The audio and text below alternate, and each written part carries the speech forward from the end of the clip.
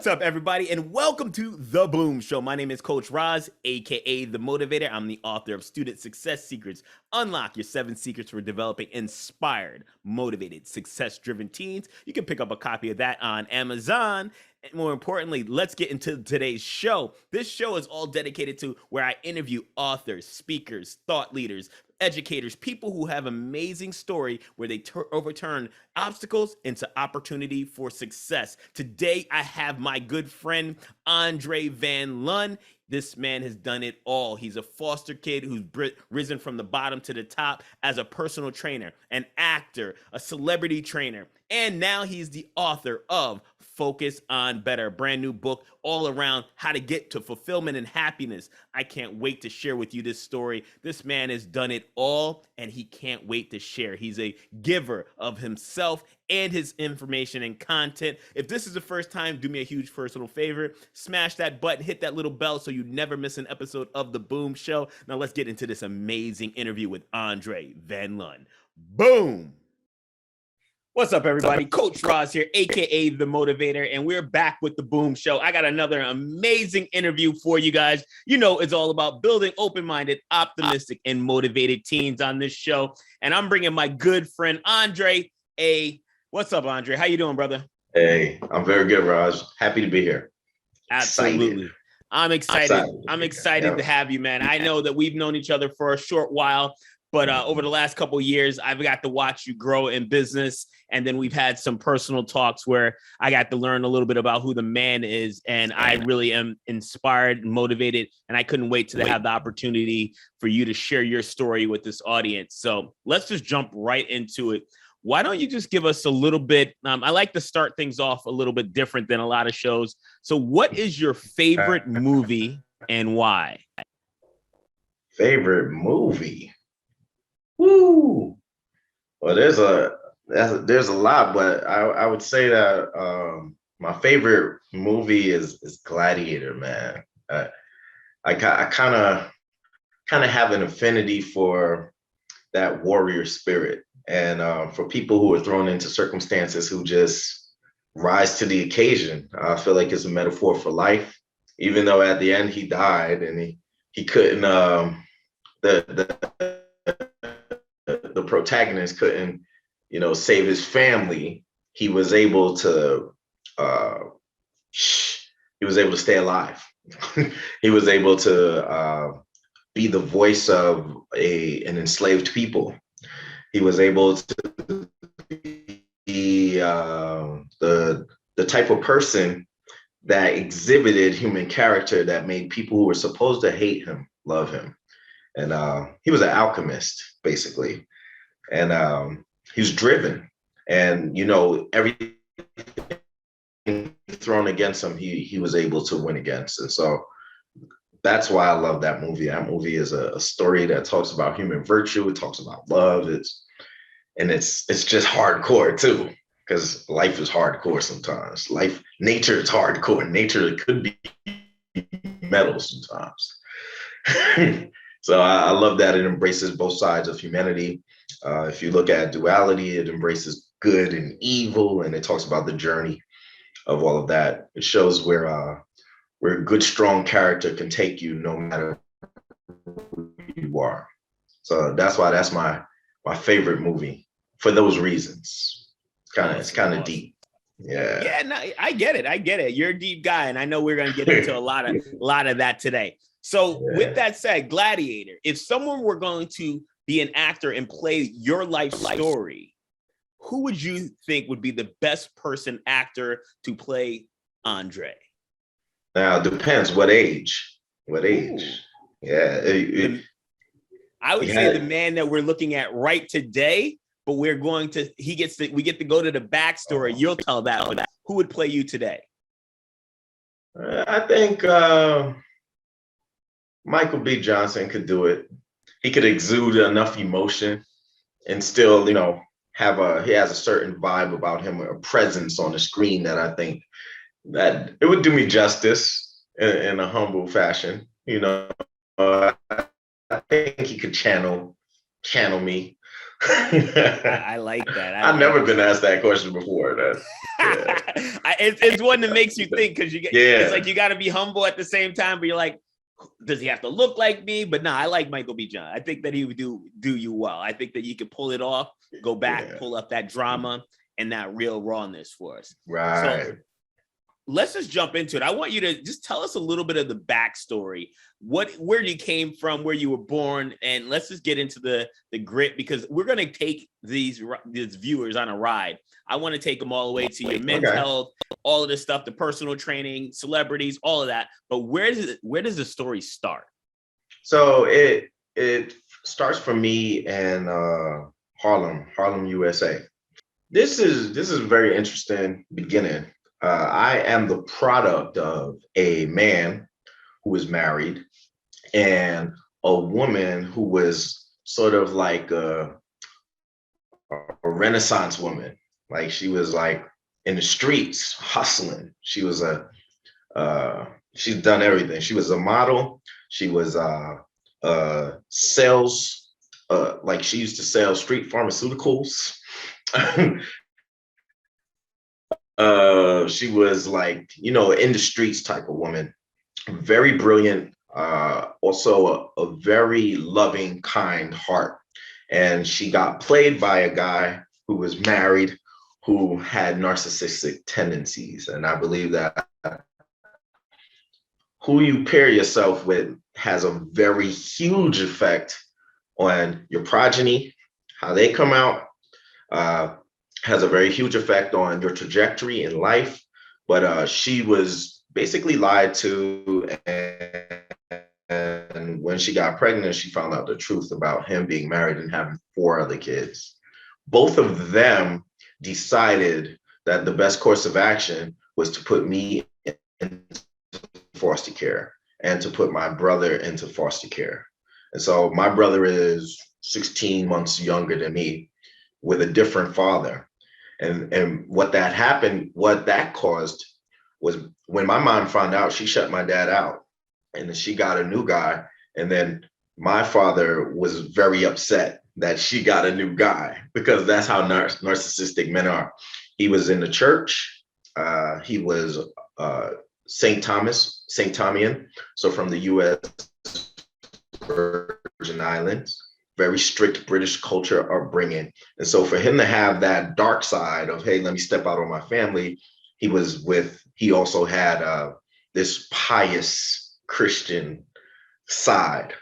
And I got to see duality, and like I'm a result of duality.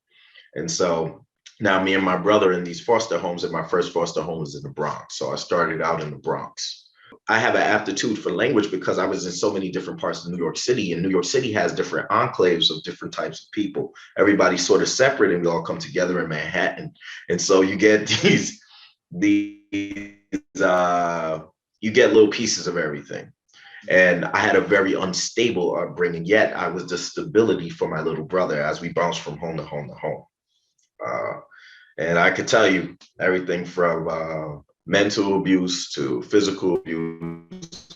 I encountered all of those things, sexual abuse even, and the fallout and the trauma of that thing. And I was a very, very empathetic and sensitive kid. So I would feel everything before it happened, then it would happen. And then I'd be like, man, I knew that was coming. It wasn't until I was 7 years old that I really was able to say,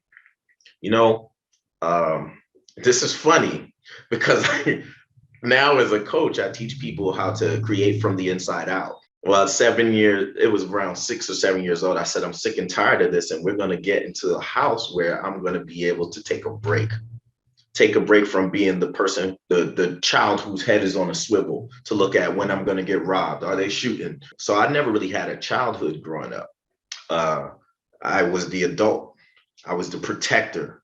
I was the sensitive person. I used to say all the time, I'm going to get into a home where I can take a break from raising a brother, where I can take a break.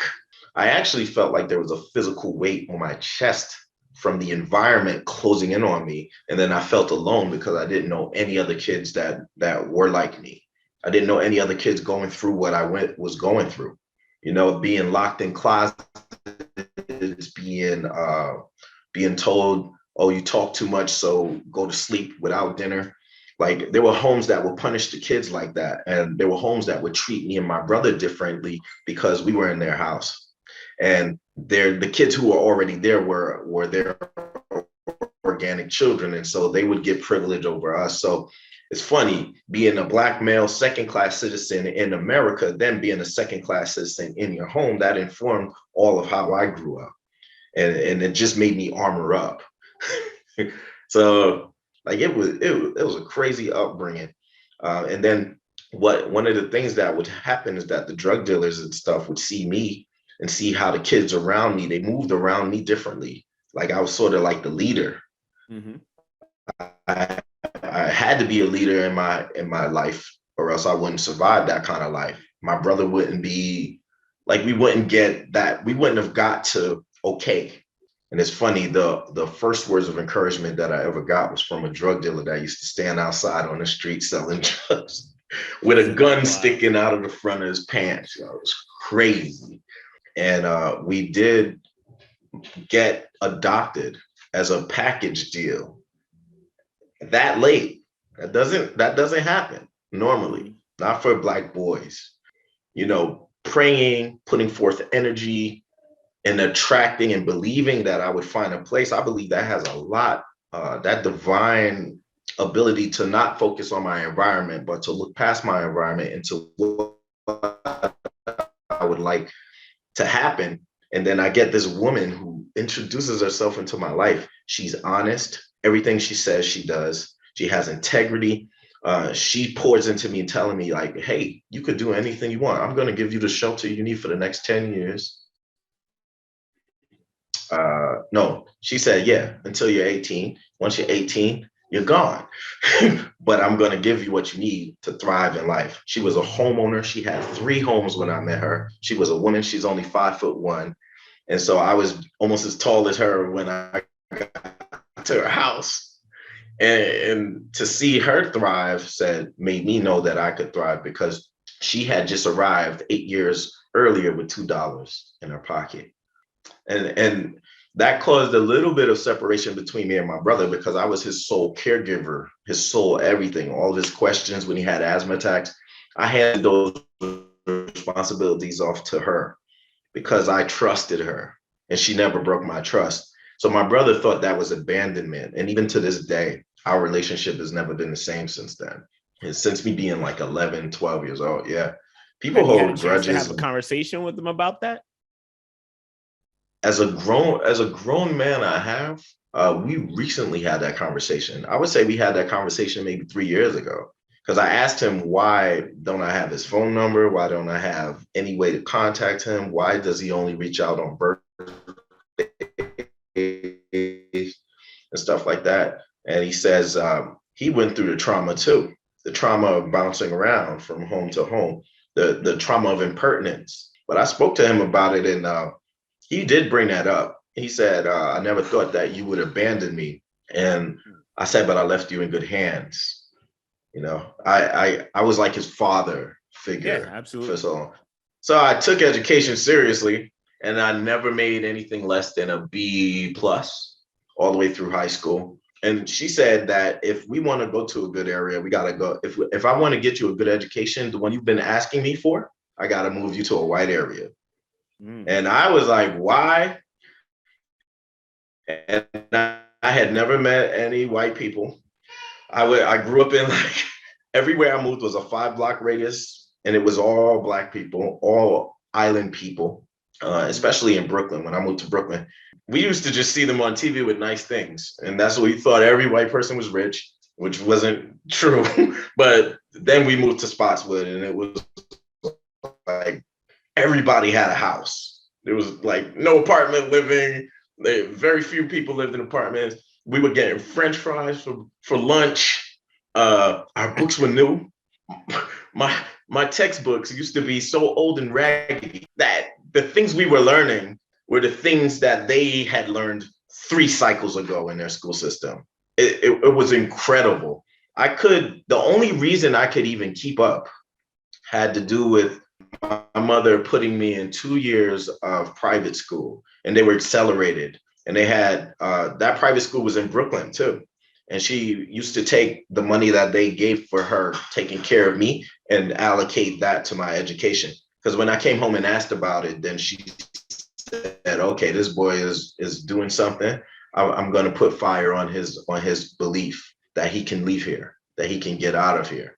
And so she took the social services pay, and she was able to pay for me to go to a private school where I can learn arithmetic, math, spelling, things like that. And then when I got to the grade, I was just able to keep up, and I had to study for the first time in my life. That's like when I was like 13 or 15 years old. And I'm still dealing with, still dealing with all the trauma, all the stuff that happened to me. New traumas being made because these people weren't the most welcoming people. I was able to overcome a lot of racism and overcome a lot of being excluded from things because I decided that I wanted to play a sport. And I had no ability to do that in Brooklyn. They were like, we didn't have Pop Warner, Little League, all the things. And if they did have them, who had the money to do them, right? Nobody had any money to do it. So the first time I held a tennis racket was age 13 in Spotswood. And the first time I got to play football was age 14. I went all area MVP, first team All-American. I was able to excel because I had a physical proclivity to exercise. I went on a bus at age 12, downtown Brooklyn, to Modell's, bought a 115-pound cement and vinyl weight set, carried it on the bus. It weighed more than me. Little weights used to fall out the bottom, and my mother let me set that up in the basement. So by the time I was 13, I had about 2 or 3 years of weight training, and I'm reading all the books, all the bodybuilding books, Lee Haney, Tony Atlas, Conan the Barbarian. Like, I used to watch that movie and be inspired from Arnold's physique. I read I saw Pump and Iron, like all of those cues. The classics. I wanted to be one of them dudes, you know what I'm saying? So I took a body that was built with potential to a place that now had potential, and I was able to flourish because the environment was different. A word from our sponsor. As a parent, it is emotionally draining to see your child suffering from low self-esteem, lacking confidence, and social skills. Rahz and Michelle Slaughter's book, Student Success Secrets, unlock the 7 secrets for developing inspired, motivated, success-driven teens is a must-read book for every emerging teenager. Purchase a copy today at rahzslaughter.com or amazon.com. Thank you for sharing so openly, because I think it's going to inspire someone who may have been going through something, may be at some point in their lives, but to see you were able to take circumstances, like I love what you said, that you were wearing this shield of armor, and then you took it off when you finally found someone who could trust you, or you could trust and can take some of that load off like an adult, which is so powerful, because that's what we look to our parents to do.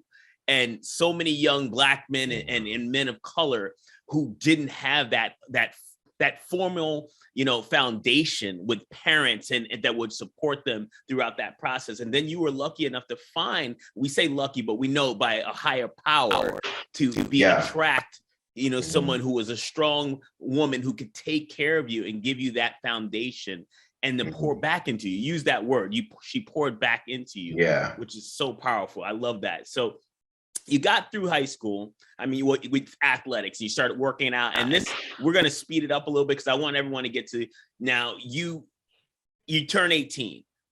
Yeah. What happens? I turned 18 in the military.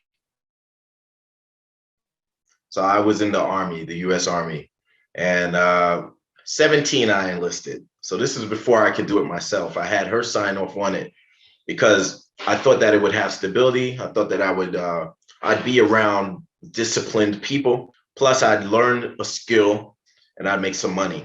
So I turned 18 in the military. I left my house then, and I was stationed in Fort Leonard Wood, Missouri. And that's where I learned. I got elected to squad leader, and then I got elected to platoon guide. So squad leader's in charge of like 17 to 20 soldiers. Platoon guide is in charge of like 60 to 80 soldiers. So I was an E1 who got moved up all those. Like, that's kind of really not how it works. Mm-hmm. Right? People with rank usually get those things, but I exhibited some leadership skills, and I think it was because of the adversity I had gone through before. When everybody else was crying and dying, I was just absorbing and releasing. And I believe that life is breath and breath is life. You're supposed to let things go. Because I had such a transient upbringing, I was able to let things go. So when the drill sergeant would yell at you and try to get into your head and all this stuff, I would just be like, yeah, thank you. That's nice. They sequestered me. They badgered me because I was like as big as they were, right? I was 197 pounds with 6% body fat, muscular, and jacked, and like a threat, perceived threat. So at 18, that was me. I was in the military. I was a 92 Yankee, is a weapons specialist and unit supplier. So I know how to break down weapons, put them back together, issue them out, MBO suits, all of that. And that was where I first became in charge of training 60 something people on a regular basis. And my platoon outperformed all the other platoons when we had inter-platoon athletic events. They were like, something is up with this guy. Like, he's able to get them. So the platoon guides were in charge of when you work out, how you work out, all that stuff. And I used to just carry a deck of cards. And so all the other platoons would be standing in attention, and I would just start dropping cards. And I'd do all the push-ups so I'd drop a 10. I'd pick out a card. Yep, all the face cards are 20. All of the number cards are what they were. If we get a joker, we're doing 30. And so I used to just drop cards. And so all of my platoon would be working, and everybody else would just be standing at attention, waiting for things to end. And so that drive that I had, which was given to me from my mother, from being in an environment that was boiling me, and I hated it. So it's funny, the positive things in my life were fueled by this anger, but I didn't have enough nuance and enough strength to break down the anger. And it was when I was in the military that I was able to break down the anger. I was able to release just a little bit because I was finding it was getting in the way. Sometimes the things that carry you to a point of success, you got to leave them, drop them off, so then you can go the rest of the way a little bit lighter. My mother says, you went into the military a boy and came out a man.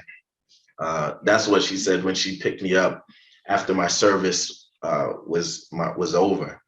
And so I learned a lot of valuable lessons in there. I learned about people in there, people from all over the continental US, even Samoa and Fiji. So I was meeting people like that and having good, great, intimate relationships with those kind of people. And I still talk to some of them on Facebook, Twitter, and all of that stuff. And then once I got out with the active duty portion of my service, then I decided that I would go to college. And I had scholarships going in, but then some of them were rescinded because the time had lapsed. And only one scholarship, it was a partial scholarship, academic scholarship. And although I had been accepted to some other colleges to play football, I turned them down. So when I got out of the military, I went to the school that gave me the most academic scholarships, and that was Montclair State University. And it was close enough home that I could check in on the kids from time to time, my siblings, for my mother. So I would help her with raising them. So it was crazy. I was helping her with raising them. I was starting a fitness career in New York City, which was like the most competitive place on the East Coast to be doing that at that time. I rented a gym from a landlord. I told him I wanted to use his gym, and he was like, "You, a little kid?" Like he didn't believe. Like, he was like, "You're a kid, right? Like, so what are you talking about?" I said, "Don't worry about it. I'll just bring you the check." And I brought him the check. I was bringing him like $300 a month every month consistently. And it was nothing because I was working with celebrities. I was working with executives. I was working with a place called MediFit Corporate Services.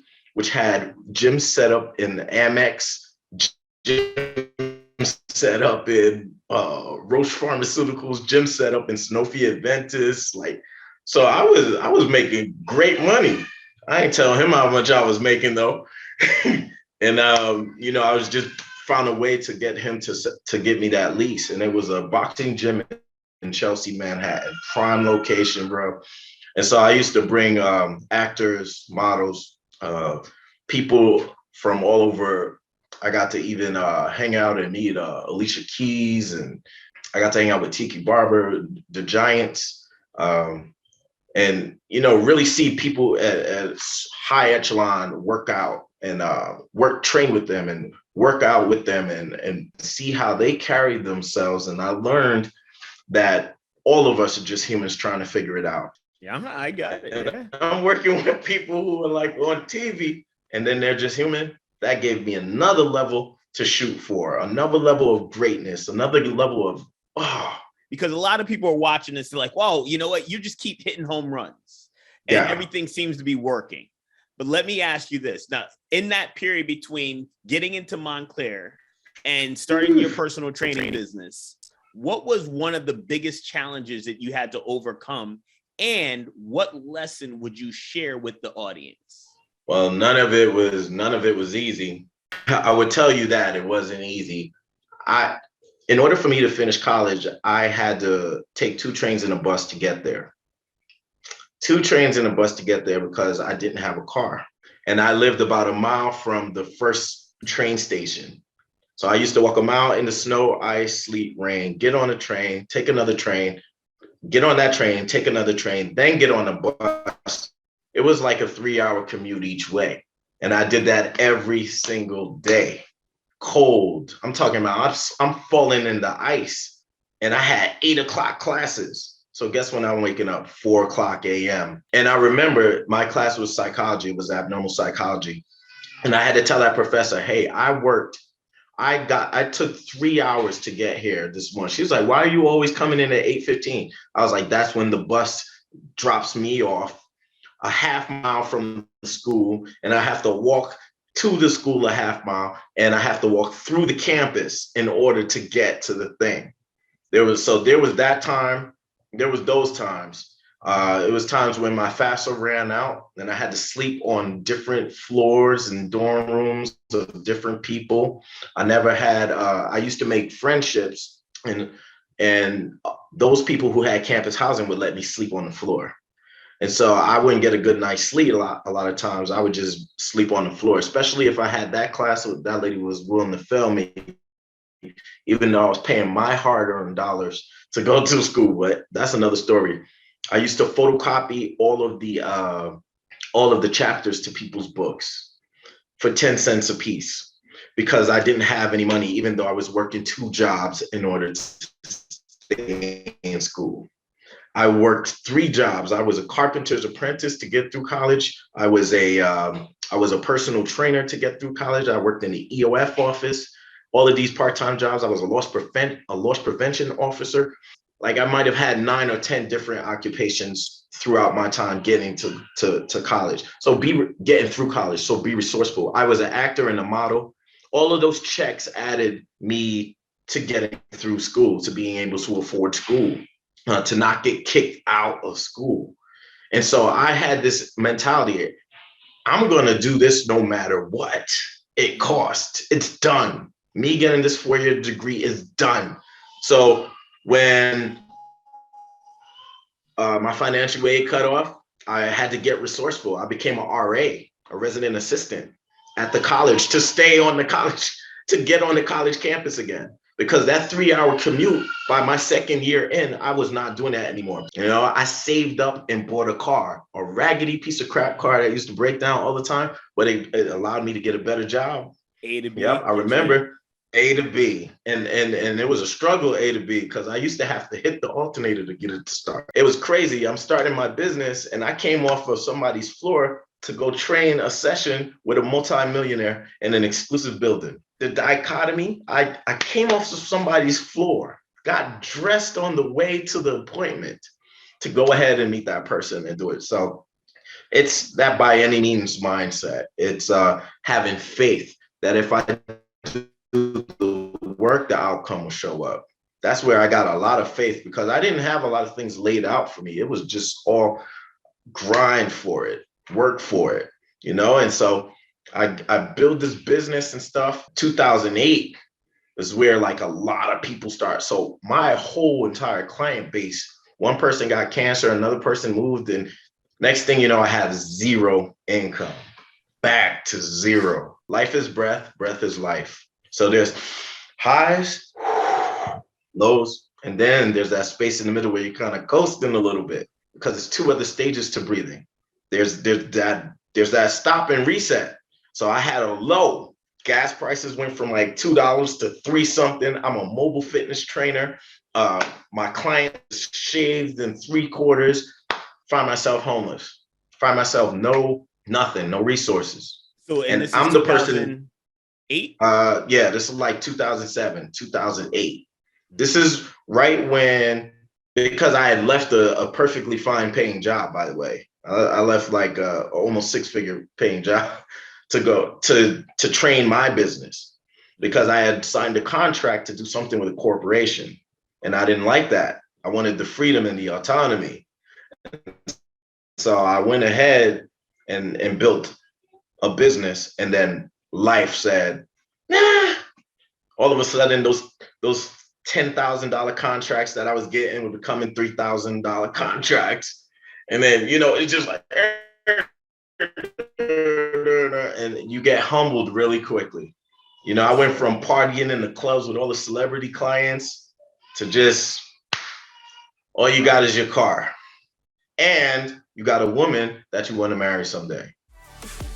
Does your child lack confidence, social skills, or motivation? Rahz Slaughter is a sought-after teen life coach, motivational speaker, and 20-year professional coach. He welcomes the opportunity to coach your team on a one-on-one basis or as one of his students in his online groups. Rahz's coaching system will help your team boost their confidence, improve their communication skills, and gain clarity about who they are and how they can reach their full potential in school, sport, and life. To learn more about the coaching programs or to schedule a consultation, call 1-800-509-9383 or visit us at our website at rahzslaughter.com. If you mention the Boom Show, you'll receive 10% off the coaching program that you enroll your child.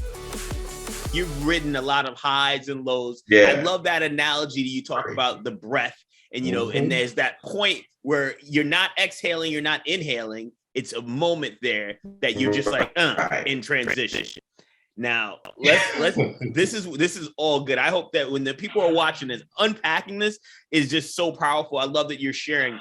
Now, I want to get into this next phase, because we know that you had another comeback, of course, because that's just the way you are. It's obvious that it had. If you came down, you came up. You wrote a book not too long ago, and it's focused on better. And I want you to tell us, what was the inspiration behind that? Because I got a feeling that we're going to see this trend happen right till we land the plane at the end of this interview, where people are going to go, wow, I can learn from this man. So please tell us, what was the inspiration behind the title of the book?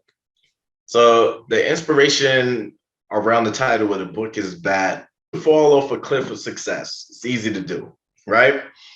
But when you're at the bottom, the ability to pull yourself out of the bottom comes from where your mind, where your awareness is focused.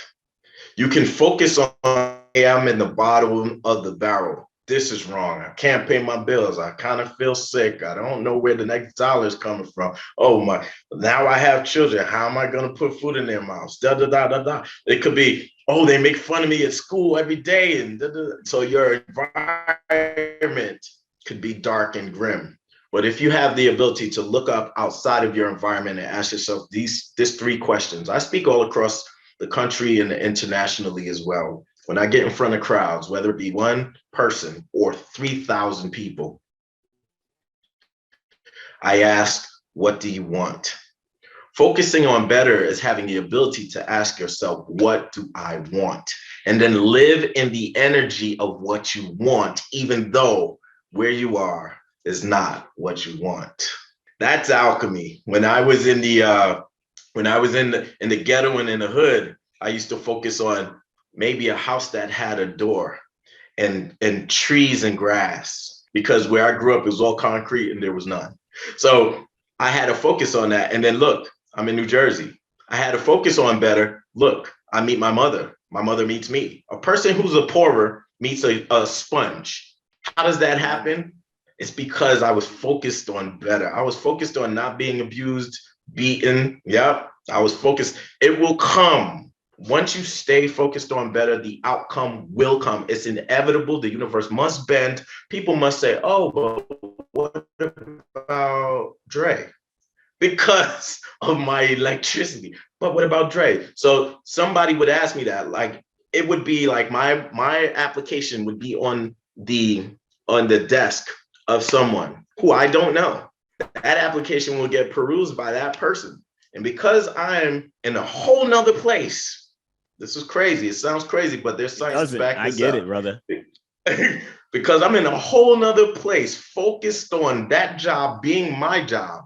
They call me in for an interview over the next person. And it's because of my will to be there, my focused on better. And losing sight, knowing what you want and never losing sight of the fact that there is better. There's always better. There might not be best available, but better is always available. There's a walkthrough that I teach my clients through in their minds to do. And the walkthrough is this. Focus on the better thought to climb out of the darkness that you're in. So a better thought than despair is anger. Get angry, stay angry, feel angry, release angry. A better thought than anger is confusion. If there's anything you're unclear about why or how you got there, stay with that energy. There's a better energy to feel than confusion. If it's somebody else's fault that you got there, blame that other person. This goes against what a lot of people are taught. Blame the other person. Write that other person a letter. Send it or don't send it. I've written letters to people that were so scathing and ugly, I never sent them. I blamed them. Sir. And then I started to feel better. Yeah, that's a technique. That's a really powerful technique. And then you start to say, what can I do now? And then you focus on what can I do now? And that's a ladder that pulls you out of a well of darkness. And then what can I do now? Or what do I want to create from this place? Another big question is, who am I that this has happened? This blank. Who am I that blank has happened? That's a philosophical question that a lot of people don't ask themselves. When you find yourself powerless, or when you find yourself powerless in any situation, who am I that this happened? Or who will I be now that blank has happened? So who will I be now that I have cancer? Who will I be now that I'm in a new school? Who will I be now that my whole business fell apart and I don't have anybody coming, like I didn't have marketing set up? So who will I be now that? Who will I be now that vaccines are mandatory? Who will I be? Like, you see how that question just makes you sit? It's deep, it's big. And guess what? There's no age that you can start doing that. You can do that at 5, you can do that at 10. And what that would do is bring you to a better place, because nobody's going to pick, who am I now that this happened? I'm going to be a loser, lay down and die from it. Nobody's going to pick that. That's not what any of us want. And that doesn't. We always want to the conscious mind. We want to see ourselves as we should. No, be, but we allow fear. We allow conformity to hold us down. Fear and conformity, those two. Anytime fear and conformity come and confront you, it's time for you to raise your elevation.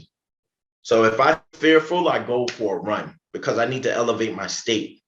Or I project myself back into the past about a time that I was very proud of and I won. Use your wins from yesteryear to propel you forward. Now, a lot of people don't do that. They look back and they just keep with their head focused back, looking back at all the failures. How about the wins? The wins told you who you were at that point. You were hopeful at that point. You had faith at that point. You were driven at that point. Those things, use them now. I love it, brother. Why aren't they available now? That's deep. That's fun. This whole interview, man. This whole interview has been deep. I I don't want to hold you too much longer. I got one final question for you, man. This one, we're going to go in. I want you to, this question is for a parent who may be watching this and saying, you know what? I haven't been able to create the success in my life that I want to create. So I'm not able to be the role model for my kid, my son, my daughter. But here's what I want you to look into the camera and help them with. What is success? What does it mean? And how can they find it in themselves so that they can lead from the front and help their kid become? How can they pour into their kid so that they can step up and make it to the next level? So to me, success, and how I would say success is different for each person. Success is the ability to say that you would want to create a thing, follow through, navigate all the hills and valleys in between, and have the thing. Success doesn't have a time frame to it. Human beings like to put the time frame to it. 65. The success is moving in direction of, Yeah, no, the success is moving in the direction. An age that people, I got to be successful by this age or by the time I retire or something. Yeah. Oh, my mother started a business. She's 77. She just started another business. So success is moving in the direction of who you want to become, even though there are different impediments in the way. Now, how as a parent you do that is you show how you fall. You show how you rise to your kid. You give them a transparency.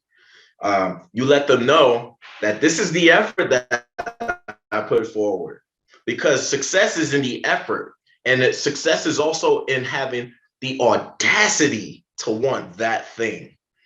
Because you were shown that thing and you wanted that thing. That's a divine origin of you wanting that thing. Something in you divinely says that you want that thing. So the success, instilling in your children that success is not based on the outcome. Success is based on you having the audacity to want it and work for it and do whatever it takes, no matter what. If you model that, your kid is going to respect you. Whether or not you have the hundreds of thousands or millions of dollars, he's gonna look at you and say, man, you know what? My mom never quit. She showed up to that job. She got another job. She did what she said she was gonna do. As a person who grew up being betrayed over and over and over again, I had to disassociate myself from so many people, right? But when I found a mother was presented to me that was trustworthy, that was integrity filled, that was honest, I couldn't help but exhibit those things as well. It's osmosis. I was around it 24/7. I would sit down at dinner and she would just tell me, hey, how did you fail today? And I'd be like, what? She's like, how did you fail today? What did you try and fail today? It's the same thing with the developer of Spanx. That happened in her household. This is why I could run a business making multiple six figures. This is why I could create the impact I've created, because trying and failing was not the stop point.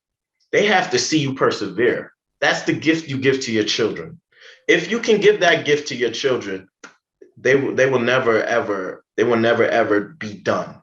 Because if they know how to that's why skateboarding kids are kids you should admire, because they fall down, get up, fall down, get up, fall down, get up, fall down, get up. Even if you're not successful yet, you give that to your kid can go a long way. Wow. That's it, brother. On that note, my man, wow, that is just so much you just dropped there. And I think that we could do this for another whole hour. We just keep going. You know why? Because I looked at my question list right there and I'm like, whoo, but I want to keep this respectful of your time and those who are watching. Dre, tell me where someone can find out and connect with you. Because I know when they watch this, when I drop this, people are going to go, oh, I need to learn more from this man. This man's got wisdom. He's got so much grit that he shared with us in this interview. I know that there's so much more that he can pour in, and it's what you love to do. Where can they reach you? Well, people can reach me at through my website, andrevanlun.com or avisionlived.com. What I actively do is I coach successful people to find fulfillment and purpose. because success does not always equal fulfillment or purpose. Love it. That's pretty deep. And you can reach me, and if you want to speak to me in real time, I'm on Instagram. And where I have an Instagram called Andre Van Lun. Yep, I'm Andre Van Lun. So at DREVANLUN. And you know, for any youth that are inspired by this, that kind of abandonment is a little different. So you can have my email. Because you might want to talk to somebody who's navigated the same streets you're walking on. And or if you have a kid that you have adopted or fostering, you can reach out to me there too. And I would even give my email. So that's drevanlun@gmail.com. And those are the best ways to contact me. Reach out to me there. That's it. Brother, thank you so much for your time. Truly an honor, a pleasure. I can't wait to get back on here and do it with you again. I know there's some big things. Once you settle in Vegas, everything will be great. We'll be able to get together and collaborate a lot more. So Thank you, brother. I appreciate you. Once again, this is Rahz Slaughter from The Boom Show, building open-minded, optimistic, and motivated teens. I've had Andre Van Lun here, and we are out.